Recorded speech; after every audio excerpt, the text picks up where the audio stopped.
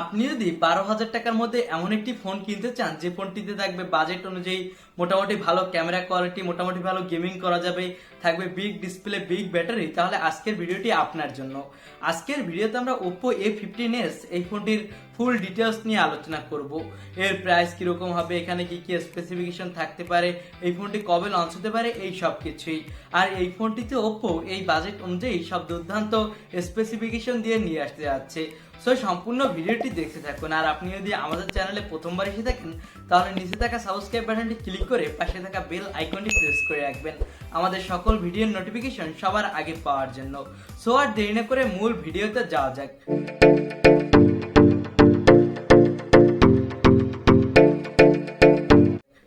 আমরা এই ফোনটির লুক ও বিল্ড কোয়ালিটি নিয়ে আলোচনা করব। Oppo A15s এই ফোনটির ব্যাক সাইডে ব্যবহার করা হবে ট্রিপল ক্যামেরা সেটআপ। এখানে ব্যাক সাইডে দেওয়া হবে প্লাস্টিক বডি, আর এই ফোনটিতে ব্যবহারকারীর তথ্য সুরক্ষার জন্য দেওয়া হবে রেয়ার মাউন্টেন ফিঙ্গারপ্রিন্ট সেন্সর, এবং এই ফোনটির সামনে ব্যবহার করা হবে left corner পাঞ্চল cutting selfie camera. আর এই ফোনটির সামনে দেওয়া হবে গরিলা গ্লাসের প্রোটেকশন। আর আশা করা হচ্ছে Oppo তাদের এই ফোনটি 4টি কালার ভেরিয়েন্টে লঞ্চ করবে।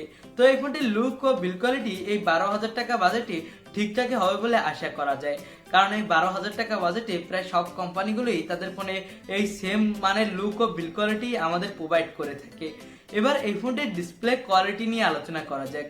Oppo A15s এই ফোনটিতে ব্যবহার করা হবে 6.5 ইঞ্চি মাপের HD+ রেজোলিউশনের IPS LCD ডিসপ্লে। এখানে ডিসপ্লেতে দেওয়া হবে গরিলা গ্লাস 3 এর প্রোটেকশন, আর এই ডিসপ্লেটা হবে একটি সিঙ্গেল পাঞ্চল কাটিং ডিসপ্লে। এবং এই ফোনটির ডিসপ্লে ব্রাইটনেসও এই বাজেট অনুযায়ী মোটামুটি ভালোই হবে। এই ফোনটির ডিসপ্লে ব্রাইটনেস দেওয়া হবে 450 নিটস। এখানে ডিসপ্লেটা দেখতে আমাদের চোখে এই বাজেট অনুযায়ী ভালোই লাগবে, এবং সানলাইটেও মোটামুটি ভালোই পারফরমেন্স পাওয়া যাবে এই ডিসপ্লেতে। এবার এই ফোনটির ক্যামেরা কোয়ালিটি নিয়ে আলোচনা করা যাক। এই ফোনটির ব্যাক সাইডে যে ট্রিপল ক্যামেরা সেটআপ দেওয়া হবে, এর প্রাইমারি লেন্স দেওয়া হবে 13 মেগাপিক্সেলের।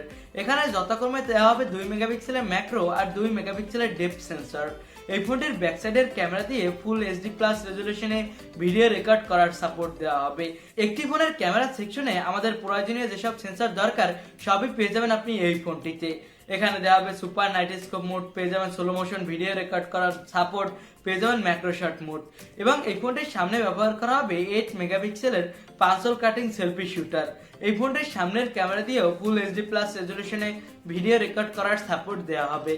তো এই ফোনটির ক্যামেরা কোয়ালিটি এই বাজেট অনুযায়ী ঠিকঠাকই হবে বলে আশা করা যায়। এবার এই ফোনটির প্রসেসর কোয়ালিটি নিয়ে আলোচনা করা যাক। এই ফোনটিতে ব্যবহার করা হবে স্ন্যাপড্রাগনের 460 প্রসেসর। এটা স্ন্যাপড্রাগনের নতুন একটি 4G প্রসেসর। এর পারফরমেন্স মোটামুটি ভালোই।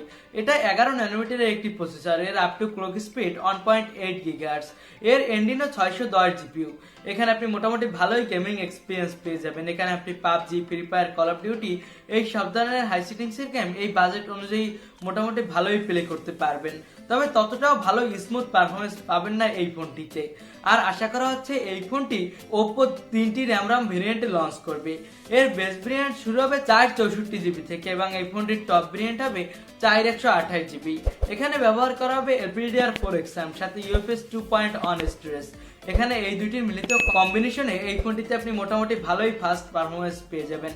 আর এই ফোনটিতে আউট অফ দ্য বক্স দেওয়া হবে Android 10, সাথে থাকবে ColorOS 7.2, আর এই ফোনটিতে দেওয়া হবে USB Type-C পোর্ট। এবার এই ফোনটির ব্যাটারি সেকশন নিয়ে আলোচনা করা যাক। এই ফোনটিতে আশা করা হচ্ছে ব্যবহার করা হবে 5000 mAh এর ব্যাটারি, সাথে দ্রুততার সাথে চার্জ করার জন্য দেওয়া হবে 10 ওয়াটের ফাস্ট চার্জার। এই ফোনটিতে আপনি ভালোই ব্যাটারি ব্যাকআপ পাবেন, এবং এই চার্জারটি দিয়ে আপনি মোটামুটি দ্রুতই এই ফোনটি চার্জও করতে পারবেন। এবার এই ফোনটির দাম নিয়ে আলোচনা করা যাক।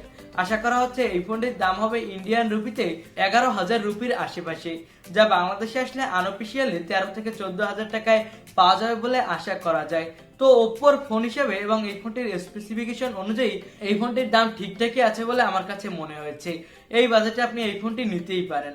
আর এই ছিল আজকের ভিডিও। আর ভিডিওটি যদি ভালো লেগে থাকে তাহলে অবশ্যই একটি লাইক দিবেন। আর সকল ফোনের রিভিউ সবার আগে পাওয়ার জন্য আমাদের চ্যানেলটি সাবস্ক্রাইব করে পাশে থাকা বেল আইকনটি প্রেস করে রাখবেন। আজকের মতো ভিডিও এখানে শেষ করছি। দেখা হবে অন্য কোনো ভিডিওতে। আজকের মতো এখানেই বিদায়।